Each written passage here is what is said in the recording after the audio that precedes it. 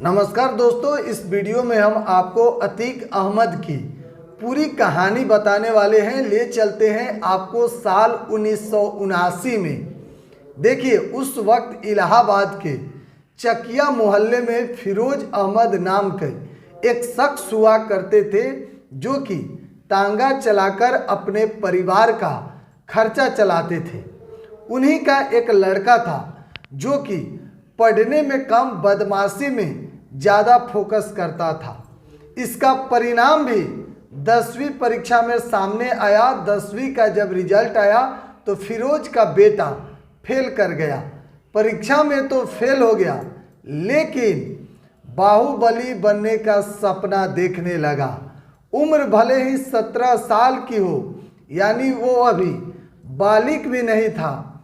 भले वोट नहीं दे सकता था, लेकिन जान लेने की नीयत बन गई। साल बीतता गया। इधर इस नाबालिग से बालिग हुए लड़के का क्राइम ग्राफ भी बढ़ता गया। ये अब अतीक अहमद नाम से कुख्यात है। कई महीने गुजरात के साबरमती जेल में बंद था और हत्या, अपहरण, मर्डर के प्रयास समेत दर्जनों मामले इस पर दर्ज थे। अब इसके नाम की चर्चा इलाहाबाद से प्रयागराज बने शहर में उमेश पाल की हत्याकांड में हो रही थी। पुलिस ताबड़तोड़ एनकाउंटर कर रही है, लेकिन इसके मास्टरमाइंड खुद जेल में बंद थे। देखिए, उस मास्टरमाइंड अतीक अहमद की पूरी कहानी हम आपको बताने वाले हैं। जिस चांद बाबा का खौफ था, उसी का हत्या कर अतीक अहमद बादशाह बन गया। देखिए, अतीक अहमद कैसे बाहुबली डॉन बना, कैसे अपराध से राजनीतिक दुनिया में आया, इसे पूरा समझने के लिए चलते हैं।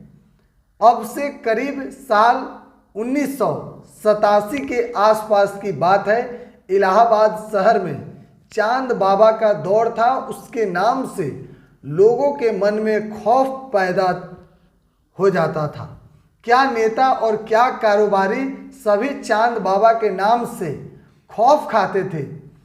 आलम यह था कि पुलिस और नेता भी इस चांद बाबा को मारना तो चाहते थे, लेकिन हिम्मत किसी में नहीं थी। अब 2 साल का वक्त गुजरा और अतीक अहमद का दबदबा बढ़ने लगा, लेकिन कोई बड़ी पहचान नहीं बनी थी। अब बड़ी पहचान करनी थी तो धमाका भी बड़ा करना होगा। तो अतीक ने वही किया। इलाहाबाद के सबसे बड़े डॉन यानी बाहुबली का पता लगाया। तब पता चला साल 1989 में चांद बाबा का बड़ा नाम है। फिर उसी चांद बाबा की अतीक अहमद ने सनसनीखेज तरीके से हत्या कर डाली। फिर क्या था, अब जिस चांद बाबा से पुलिस और बड़े बड़े नेता खौफ खाते थे, उसी का बेखौफ अंदाज में मर्डर कर डाली।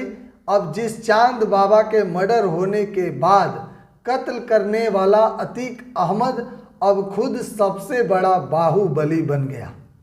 देखिए, इसके बाद अतीक ने कभी पीछे मुड़कर नहीं देखा। साल बदलते गए और बड़े बड़े नाम उसकी क्राइम लिस्ट में जुड़ते गए। साल 2002 में नस्लन की हत्या। साल 2004 में देश के जाने माने बीजेपी नेता और मंत्री रह चुके मुरली मनोहर जोशी के सबसे करीबी अशरफ की हत्या।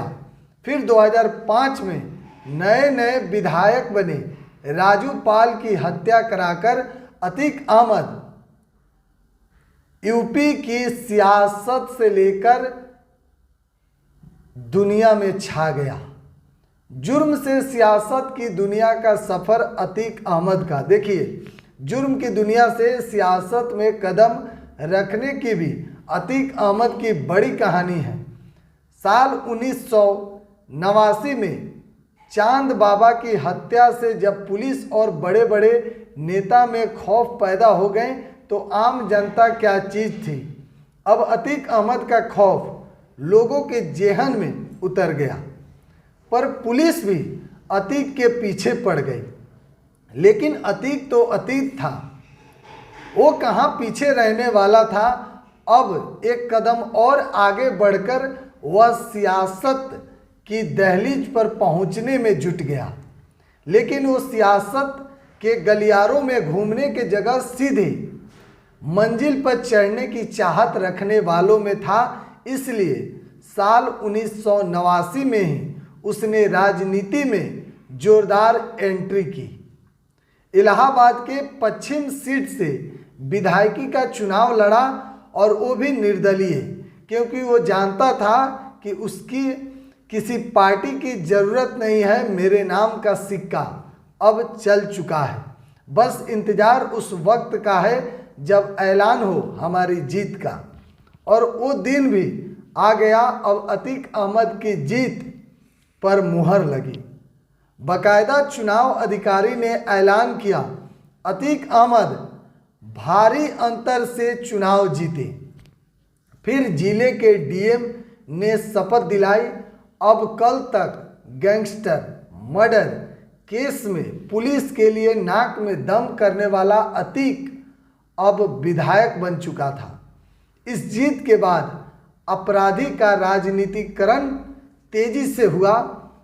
एक राजनीतिक पार्टी ने अतीक का जोरदार स्वागत किया। अतीक ने अब समाजवादी पार्टी का दामन पकड़ लिया, फिर अपना दल में आ गया। अतीक लगातार 5 बार विधायकी का चुनाव जीता। अब कद बढ़ गया, इसलिए विधायकी छोड़ सांसद में जाने का फैसला लिया। फूलपुर संसदीय सीट से चुनाव लड़ा और जीता भी।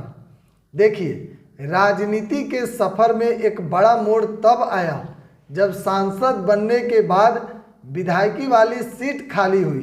तो साल 2004, इसी साल सांसद बनने के बाद अतीक अहमद की विधायकी वाली सीट खाली हुई।